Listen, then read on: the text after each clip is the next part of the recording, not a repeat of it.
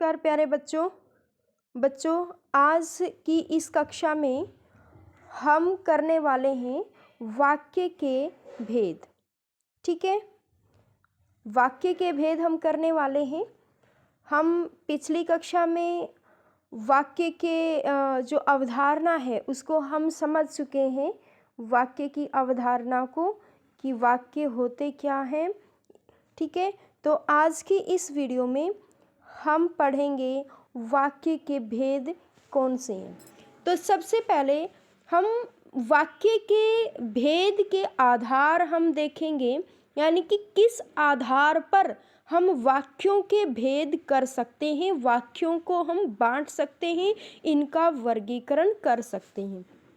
तो वाक्य के वर्गीकरण के निम्नलिखित ये 4 इसके आधार हैं।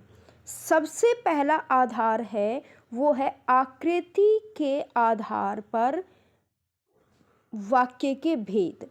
आकृति के आधार पर वाक्य की जो आकृति है, वो बनावट है, वो किस प्रकार की है, इसके आधार पर 2 प्रकार के वाक्य हम बना सकते हैं, भेद हम कर सकते हैं। तो आकृति के आधार पर कौन से 2 होंगे? पहला जो है वो होगा योगात्मक वाक्य, और दूसरा होगा अयोगात्मक वाक्य। अब हमें पता होना चाहिए कि योगात्मक वाक्य का मतलब क्या है और अयोगात्मक वाक्य का मतलब क्या है। तो सबसे पहले हम योगात्मक वाक्य कौन से वाक्य होते हैं उनके बारे में हम जानेंगे। तो योगात्मक वाक्यों को समझने के लिए योगात्मक और अयोगात्मक इन दोनों को ही हम समझेंगे, एक ही साथ हम समझेंगे। जैसे मैंने एक उदाहरण लिखा, रामः वनं गच्छति। रामः वनं गच्छति, मैंने एक वाक्य यह लिखा। दूसरा वाक्य मैंने लिखा कि राम वन में जाता है। ठीक है, अब जो ये 2 वाक्य हैं, जो पहला वाक्य है वो योगात्मक वाक्य होगा।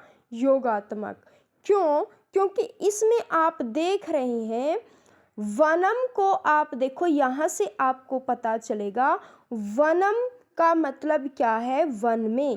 लेकिन शब्द के साथ, जिन वाक्यों में शब्द के साथ विभक्ति लिखकर ही उनको लिखा जाता है, ऐसे वाक्यों को हम कहते हैं, क्या कहते हैं?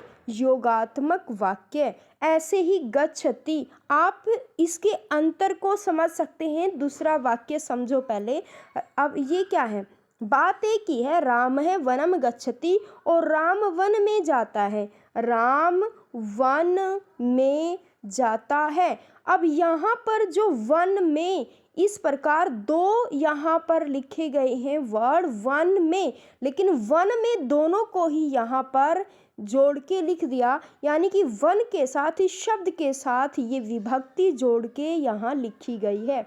ऐसे ही जाता है, 2 रूप हैं यहाँ पे, और जाता है को एक में लिखा गया है गच्छति, यानी कि गच्छति का मतलब ही यहाँ पर जाता है। यानी कि जब शब्द के साथ विभक्तियों को जोड़कर वाक्य लिखे जाते हैं उनको कहते हैं योगात्मक वाक्य।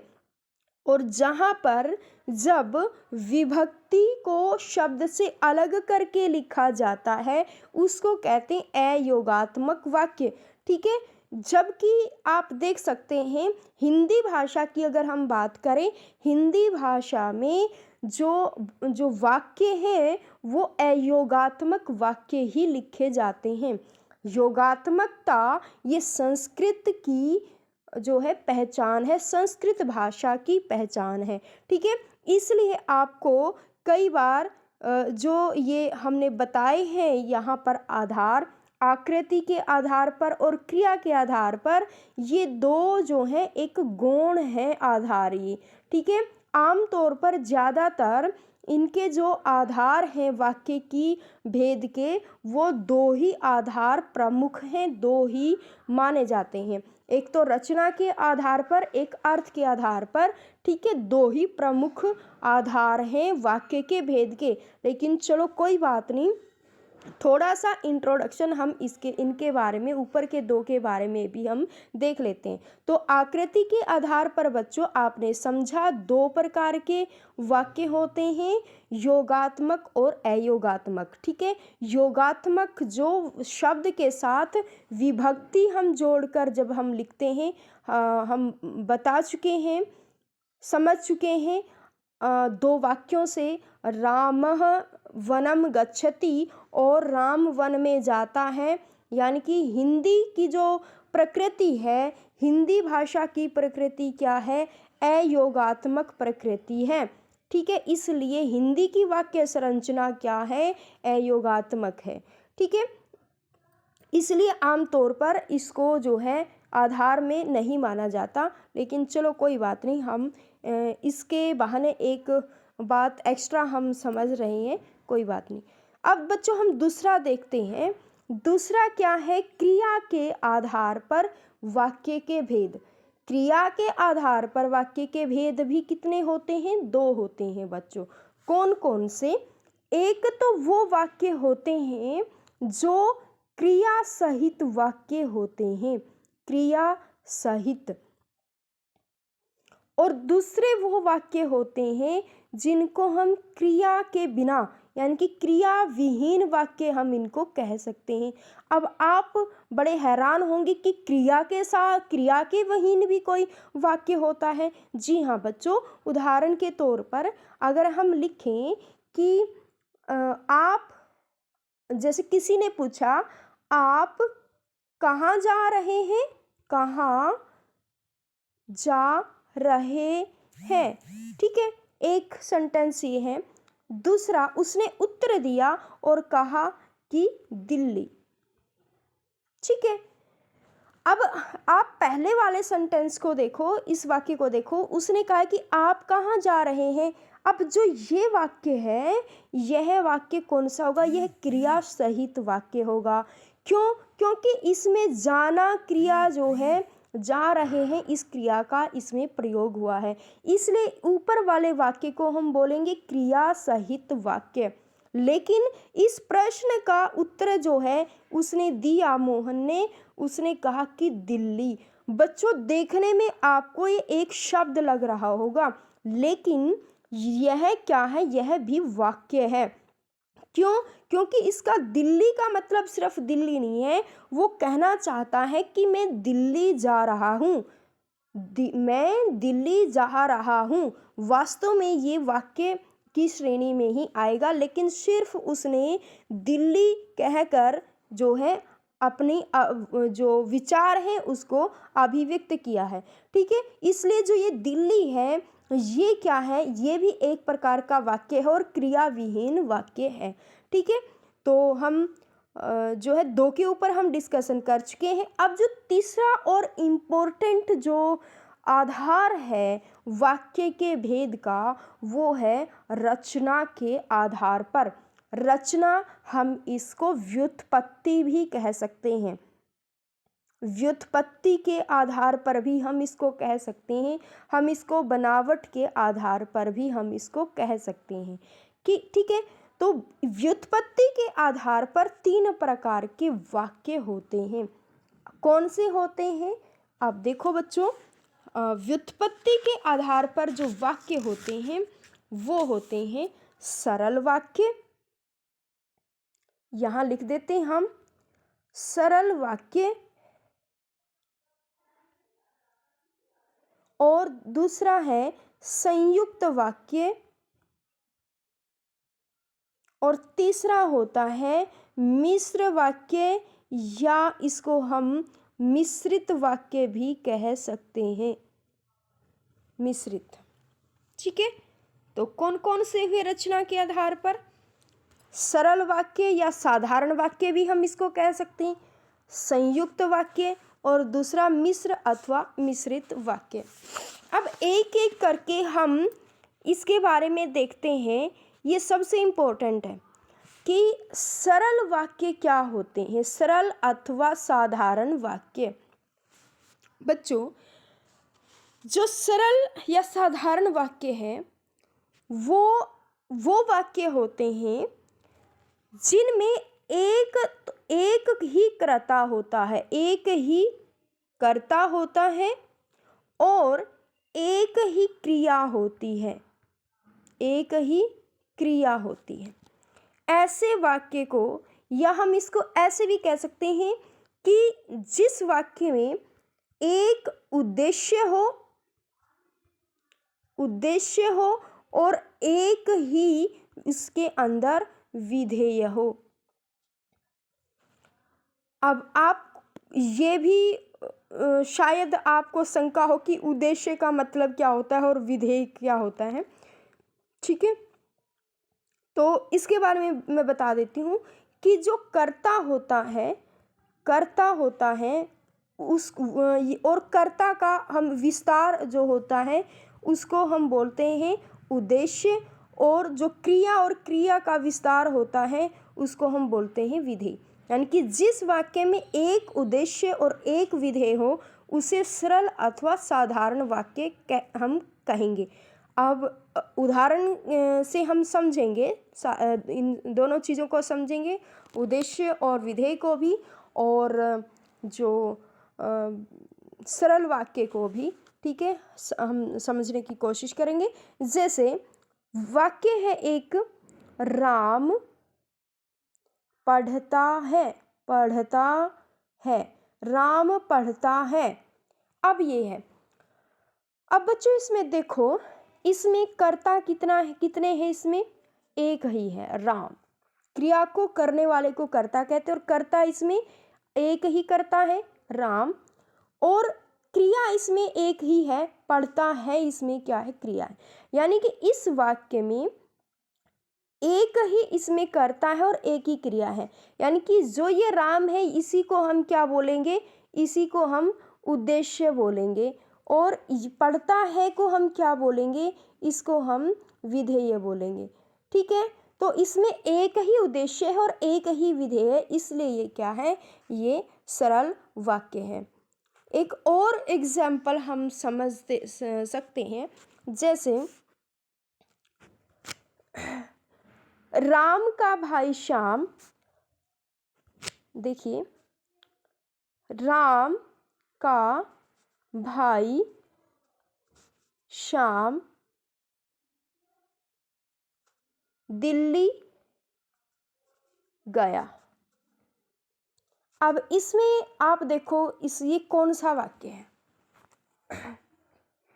तो जो ये वाक्य बच्चों, ये वाक्य भी सरल वाक्य है। क्योंकि इसमें भी विधेय और उद्देश्य और विधेय, देखो इसमें कौन है, इसमें उद्देश्य है राम का भाई श्याम, ठीक है। इसमें जो ये श्याम है, मेन जो कर्ता कौन है, श्याम। दिल्ली जाने वाला कौन है, श्याम। श्याम जो है कर्ता तो इसमें श्याम ही है, एक ही है, लेकिन जो ये इससे पहले जो शब्द आए हैं, राम का भाई कौन है, राम का भाई श्याम। यानी कि ये जो है, ये शब्द, ये सारा क्या है, ये इस कर्ता का विस्तार है। इसको हम कहेंगे कर्ता का विस्तार, हम इसको कहेंगे, ठीक है। तो कर्ता तो एक ही है, श्याम, और श्याम का विस्तार क्या है कि वह राम का भाई है, ठीक है। तो इसमें ये राम से लेकर के राम का भाई श्याम, ये क्या है, यहाँ इतना क्या है, ये उद्देश्य है।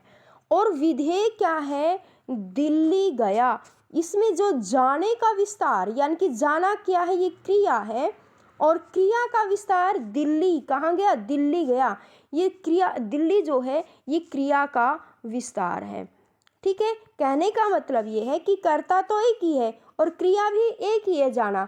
लेकिन ये बाकी क्या है, ये इसका विस्तार है। इसलिए ये कौन सा वाक्य है जिसमें एक ही कर्ता और एक ही क्रिया हो, या जिसमें उद्देश्य एक ही उद्देश्य और एक ही विधेय हो, तो इसका मतलब क्या है, वो साधारण या सरल वाक्य उसको हम कहेंगे। ठीक है, उम्मीद करती हूँ कि समझ में आ गया होगा। अब देखो अगला क्या है, वो है हमारा दूसरा वाक्य जिसके बारे में हम जानेंगे पढ़ेंगे, वो है हमारा संयुक्त वाक्य। संयुक्त वाक्य क्या होता है?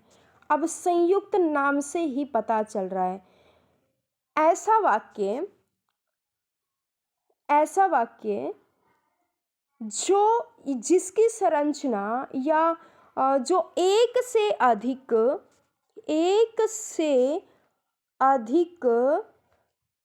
सरल वाक्यों से बना हो, सरल वाक्यों से बना हो। ऐसा वाक्य जो एक से अधिक सरल वाक्यों से बना हो। ठीक है, और वो सरल वाक्य जो हैं वो किसी एक योजक से जुड़े हों, योजक से, या हम कह सकते हैं उनको संयोजक भी कह सकते हैं, हम समुच्चय बोधक योजक या संयोजक से जुड़ा हुआ हो। ऐसे वाक्य को हम क्या कहते हैं? संयुक्त वाक्य कहते हैं। ठीक है, अब उदाहरण से हम समझेंगे संयुक्त वाक्य। अब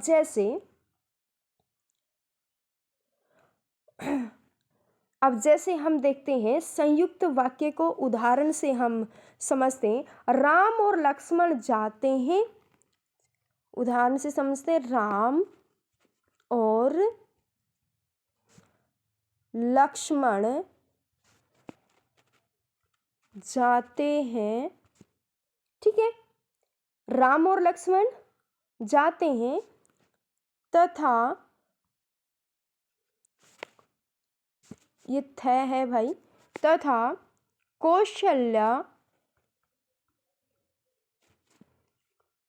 कौशल्या उन्हें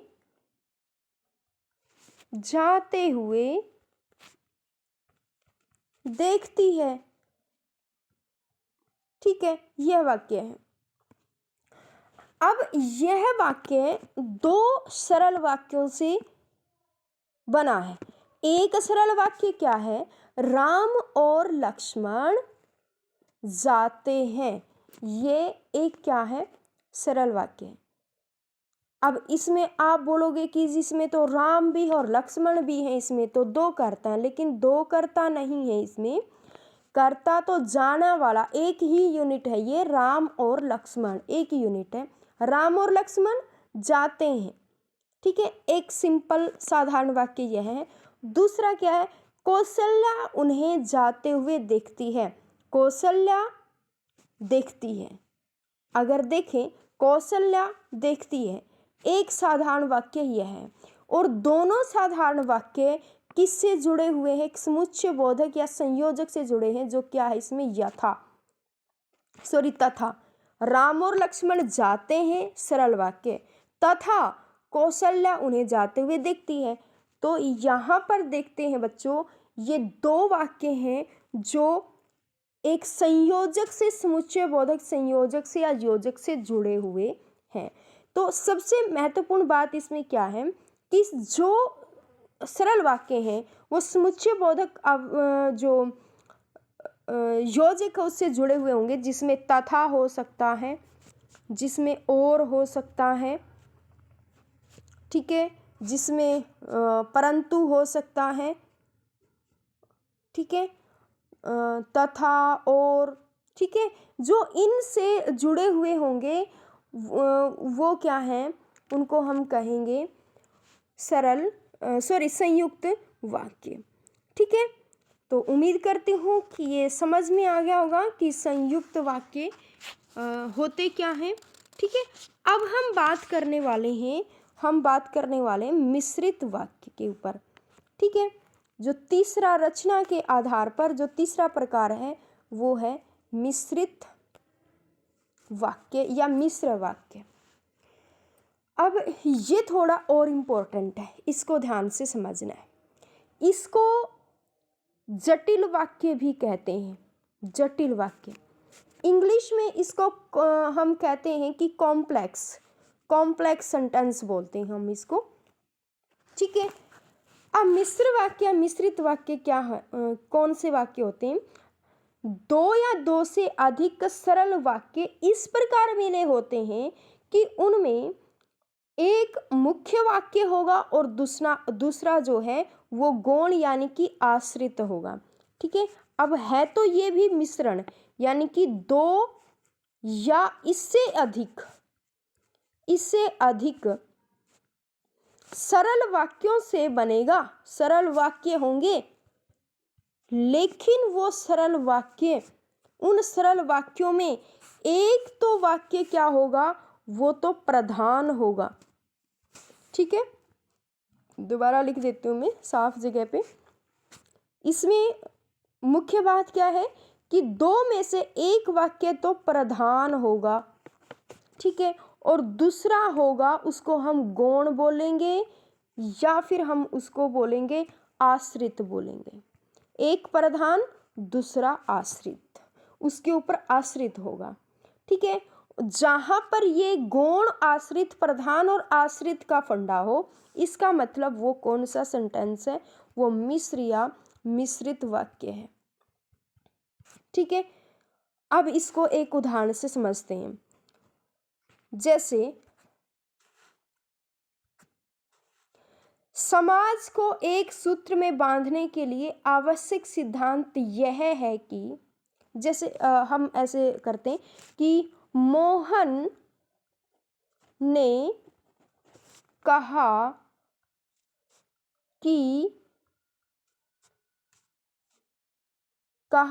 कि सोहन दिल्ली जा रहा है, ठीक है। मोहन ने कहा कि सोहन दिल्ली जा रहा है। इसमें दो वाक्य हैं। एक वाक्य है मोहन ने कहा, यहां तक।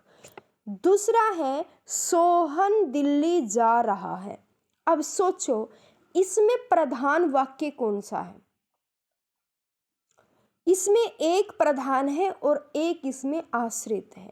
आश्रित का मतलब जो प्रधान वाक्य के ऊपर टिका हुआ है, यानी कि जो अपूर्ण है। आश्रित वाक्य जो है स्वतंत्र रूप से पूरा अर्थ प्रकट नहीं कर पाते, ठीक है, वो अपूर्ण होते हैं। और प्रधान वाक्य पूर्ण अर्थ प्रकट करेगा। पूर्ण अर्थ प्रकट कौन सा करेगा? प्रधान वाक्य। प्रधान वाक्य हो, एक प्रधान गया तो पूर्ण अर्थ तो प्रकट करेगा, और आश्रित वाक्य जो है अपूर्ण अर्थ प्रकट करेगा। तो अब इसमें देखो, इसमें सोहन दिल्ली जा रहा है, यहां से लेकर के यहां तक सोहन दिल्ली जा रहा है एक वाक्य है, ठीक है, सरल वाक्य है ये। और ये क्या है? ये प्रधान वाक्य है, क्योंकि देखो इसके पढ़ने से अर्थ स्पष्ट हो रहा है। सोहन दिल्ली जा रहा है, बस अर्थ स्पष्ट हो रहा है पूरा। तो ये क्या है? सोहन दिल्ली जा रहा है, इसको हम क्या कहेंगे? इसको हम प्रधान वाक्य कहेंगे, ठीक है। और दूसरा बाकी बच गया, वो क्या है? मोहन ने कहा। अब क्या कहा? मोहन ने क्या कहा? यहां पर हमारी जिज्ञासा जो है वो शांत नहीं होती। मोहन ने क्या कहा? हमारे अंदर जिज्ञासा, क्यूरियोसिटी होती है कि उसने क्या कहा। तो क्या कहा? जो वाक्य है ये प्रधान के ऊपर, जब ये बोलेंगे तब इसका अर्थ स्पष्ट होगा। तो अर्थ स्पष्ट करने के लिए इस गौण वाक्य को, आश्रित वाक्य को प्रधान वाक्य के ऊपर डिपेंड रहना पड़ता है, इसलिए इसको आश्रित वाक्य कहते हैं। इसलिए जो वाक्य या जिस वाक्य में एक आश्रित हो और दूसरा एक प्रधान हो, उसे मिश्रित वाक्य कहते हैं, ठीक है। उम्मीद करती हूँ कि ये आपको क्लियर हो गया होगा, ठीक है। अब नेक्स्ट क्या है, वो है हमारा अर्थ के आधार पर। ये भी इंपॉर्टेंट है। अर्थ के आधार पर वाक्य के भेद कितने होते हैं? 8 होते हैं। ठीक है, यानी कि अलग अलग प्रकार के 8 तरीके के अर्थ हम वाक्यों से लगाते हैं। अब उसके भेद कौन कौन से हैं, आइए हम उनको करते हैं। जैसे सबसे पहला जो है वो है हम उसको कहेंगे विधानवाचक। विधानवाचक, ठीक है। दूसरा होगा, या हम पहले इसी को हम करेंगे विधानवाचक वाक्य। अब विधानवाचक वाक्य का मतलब क्या है?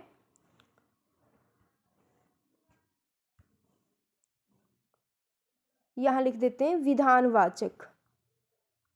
विधानवाचक, इसी को हम विधिवाचक भी कह सकते हैं इसी को, ठीक है। इंग्लिश में इसको असर्टिव सेंटेंस इसको बोलते हैं, जिसको हम विधेयवाच्य भी बोलते हैं, इसको विधेय भी बोलते हैं, विधेयवाचक भी हम इसको कह सकते हैं, ठीक है। सिंपल, जिसको हम सिंपल सरल वाक्य, ठीक है। जैसे लड़का जाता है, लड़का जाता है, लड़का स्कूल जाता है, वह बाजार जाता है। ये जो सिर्फ एक स्टेटमेंट जिसमें दी जाती है, सिर्फ स्टेटमेंट दी जाती है, ऐसे वाक्य को हम कहते हैं विधानवाचक वाक्य। एक सिर्फ जिसमें सिंपल साधारण, जिसमें एक स्टेटमेंट दी जाती है, उसको हम विधानवाचक, विधेयवाचक या विधि वाक्य उसको हम कहते हैं, ठीक है। दूसरा इसका जो प्रकार है, दूसरा है वो है निषेधवाचक। निषेधवाचक वाक्य, ठीक है। निषेध, इस शब्द से ही हमें पता चल रहा है निषेध का अर्थ क्या है। निषेध का अर्थ होता है नहीं वाला, जो नहीं, नेगेटिव जिसको हम बोलते हैं। इंग्लिश में हम उसको बोलते हैं नेगेटिव सेंटेंस, और हिंदी में बोलेंगे निषेधवाचक वाक्य। जिसमें किसी बात का निषेध कर रखा हो, जिसमें मनाही कर रखी हो, ठीक है, जो नेगेटिव सेंस में है। जैसे मैंने कहा था कि लड़का स्कूल जाता है, ठीक है, और इसका नेगेटिव क्या है, निषेधवाचक। लड़का स्कूल नहीं जाता है, लड़का स्कूल या महाविद्यालय, विद्यालय नहीं जाता है। अब देखो, नहीं जाता है, ठीक है। नेगेटिव सेंस में ये वाक्य, जो वाक्य होगा उसको हम निषेधवाचक या निषेध वाक्य उसको हम बोलते हैं। तीसरा जो सेंटेंस है वो है हमारा प्रकार, वो आज्ञार्थक वाक्य उसको हम बोलते हैं। आज्ञार्थक, आज्ञार्थक वाक्य। आज्ञार्थक जैसे नाम से ही पता चल रहा है, आज्ञा यानी कि जिसमें आज्ञा दी जाए, ठीक है, जिसमें क्या दी जाए, आज्ञा या अनुमति जिसमें दी जाए। उदाहरण से हम समझेंगे, जैसे तुम यहाँ से चले जाओ, तुम यहाँ से चले जाओ, तो चले जाओ, उसको आज्ञा दे दी, अनुमति दे दी कि तुम यहाँ से चले जाओ, ठीक है। आज्ञा दे दी, अनुमति दे दी। तो जहाँ पर जिस वाक्य में आज्ञा दी जाती है, अनुमति दी जाती है, उसको हम आज्ञार्थक वाक्य हम कहते हैं, ठीक है। अब जैसे हम ये भी कह सकते हैं कि हम पंखा बंद करो, ठीक है, एक गिलास पानी का दो, मतलब एक वहाँ पर आज्ञा दी हमें कि किसी काम को करने की आज्ञा दी, जाने की आज्ञा हो या किसी कार्य को करने की अनुमति हो, आज्ञा हो, तो उसको हम आज्ञार्थक वाक्य कहेंगे। अब इसके पश्चात है वो है इच्छार्थक वाक्य। हमारा कौन सा ये चौथा हमारा टाइप है, इसको हम बोलेंगे इच्छार्थक। इच्छार्थक वाक्य। इच्छार्थक वाक्य इंग्लिश में हम इसको बोलेंगे ऑप्टेटिव सेंटेंस, ठीक है। इच्छा से, यहाँ से इस शब्द से पता चल रहा है जिसमें हम अपनी इच्छा दर्शाएं, इच्छा दिखाएं, ऐसे वाक्य को हम कहते हैं इच्छार्थक वाक्य। ठीक है, जैसे किसी का जन्मदिन है तो हम कहेंगे कि भगवान आपको दीर्घायु करे। हम वहाँ पर क्या करें कि हम अपनी जो मन की जो भावना है, इच्छा है, ठीक है, उसको हम दिखा रहे हैं, उसको दर्शा रहे हैं, भगवान आपको दीर्घायु करे, दीर्घायु करे। तो इसका मतलब क्या है, हम अपने मन की इच्छा को हम दिखा रहे हैं वाक्य में। ठीक है, तो उसको इच्छार्थक वाक्य कहते हैं। या फिर ईश्वर तुम्हारा भला करे, ईश्वर तुम्हारा, आपके तुम्हारा भला करे। इसमें भी हमने अपने मन की जो इच्छा है, हम उसका भला चाहते हैं, हमारी इच्छा है। ठीक है, तो इसलिए वो जिस सेंटेंस में ये इच्छा दिखाई दे उसको हम कहते हैं इच्छार्थक वाक्य। अगला जो सेंटेंस है वो है हमारा पांचवा, वो है संभावनार्थक वाक्य। संभावनार्थक, अब संभावना, ये भी नाम से ही आपको पता चल रहा है, जिस वाक्य में कोई संभावना हो किसी बात की, ठीक है, उसको संभावनार्थक वाक्य कहते हैं। जैसे शायद आज वर्षा हो सकती है, शायद आज वर्षा हो। ठीक है, शायद आज वर्षा हो। तो इससे देखो, शब्द से ही, शायद शब्द से ही हमें पता चल रहा है शायद आज वर्षा हो। तो यहाँ वर्षा की संभावना को दिखाया है, इसलिए हम इसे कहेंगे संभावनार्थक वाक्य। अब जैसे एक है संदेहार्थक, संदेहार्थक वाक्य, संदेहार्थक वाक्य। संदेहार्थक में भी देखो, यहाँ शब्द से पता चल रहा संदेह, जहां पर संदेह दिखा जाए, जो वाक्य संदेह, किसी संदेह का, शंका का बोध कराए। ठीक है, संदेह का, शंका का बोध कराए, ऐसे वाक्य को हम कहते हैं संदेहार्थक वाक्य। अब जैसे वाक्य है लड़का आता होगा, लड़का आता होगा। ठीक है, ये वाक्य है। अब लड़का आ रहा है, ये तो विधेयवाचक वाक्य हो गया, लेकिन आता होगा, होगा मतलब वो आया नहीं है, आता होगा। ठीक है, हमारा एक अनुमान है। ठीक है, तो जरूरी नहीं है कि वो आ रहा होगा। यहाँ पर क्या है, हमें संदेह है, हम डेफिनेटली, निश्चित रूप से नहीं बोल रहे कि लड़का आ रहा है। इस आता होगा, जहाँ पर ये सेंस होती है आता होगा, यानी कि कहीं ना कहीं हमें संदेह है, हम निश्चित तौर पर नहीं कह सकते। ठीक है, तो जहाँ पर संदेह का बोध हो जिस वाक्य से, वो उसको हम संदेहार्थक वाक्य कहते हैं। ठीक है, अब सातवां इसका प्रकार है, वो है, हम उसके कहें प्रश्नार्थक वाक्य। प्रश्नवाचक भी हम उसको कह सकते हैं, प्रश्नवाचक या प्रश्नार्थक। जिस वाक्य से प्रश्न का अर्थ, प्रश्न का बोध हो, ठीक है, प्रश्न के अर्थ का बोध हो कि इसमें प्रश्न किया है, उसको प्रश्नवाचक वाक्य या प्रश्नार्थक वाक्य कहते हैं। ठीक है, जैसे क्या मोहन स्कूल जाएगा, क्या मोहन स्कूल जाएगा। इसमें क्या है, इसमें हमने प्रश्न किया है। ठीक है, इस वाक्य के पढ़ने से हमें किसका बोध होता है, किसका अर्थ लगता है, क्या अर्थ लगता है कि प्रश्न का अर्थ लगता है कि क्या मोहन स्कूल जाएगा, इसमें प्रश्न किया है, इसके पीछे ये साइन ऑफ इंटेरोगेशन भी हमें मिलेगा, यह भी इसकी एक पहचान है। ठीक है, जिस वाक्य से प्रश्न का बोध हो, प्रश्न का अर्थ हो, उसे हम प्रश्नवाचक वाक्य कहते हैं।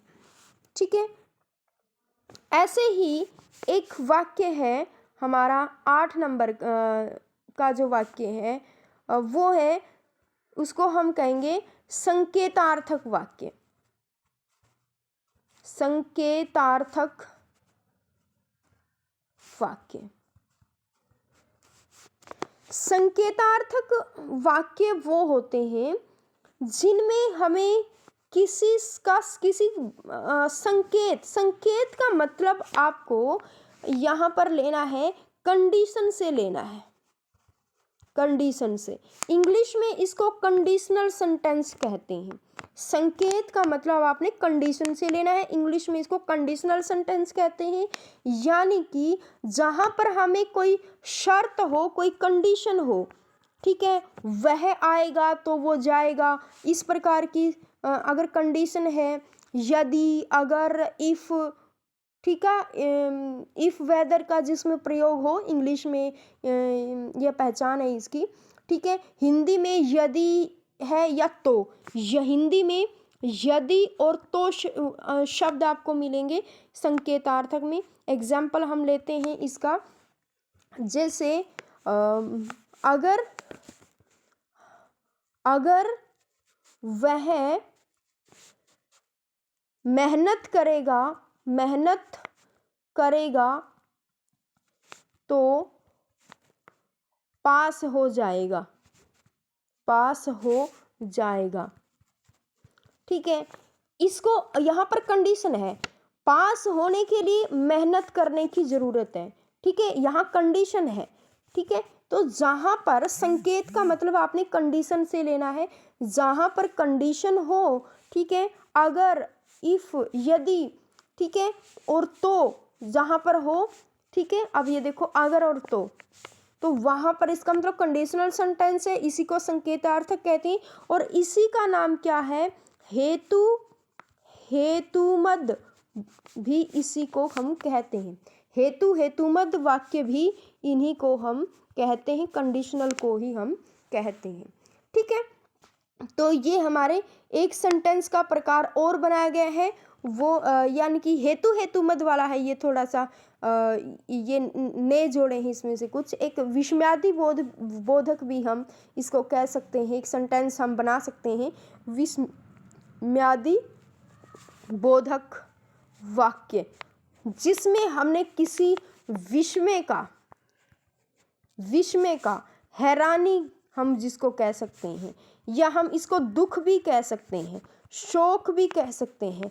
अगर हम कुल मिला के इन चीज़ों के लिए हम कह सकते हैं कि मन का भावों को दिखाया जाता है, भावों को, ये सबसे प्रमुख ये है सो की एक बात, जहाँ पर हमारे भावों को दिखाया जाता है कि हम खुशी में हैं, शोक में हैं, हम तो क्या भाव है, तो भावों को प्रदर्शित जिस वाक्य में किया जाता है उसे विस्मयादि बोधक कहते हैं।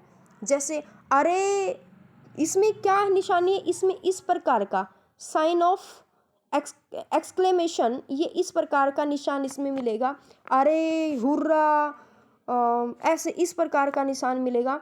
इससे हमें पता चलता है कि हमारे अंदर कौन से भाव हैं, ठीक है, हैरानी के हैं, गुस्से के हैं, खुशी के हैं, कौन से भाव हैं।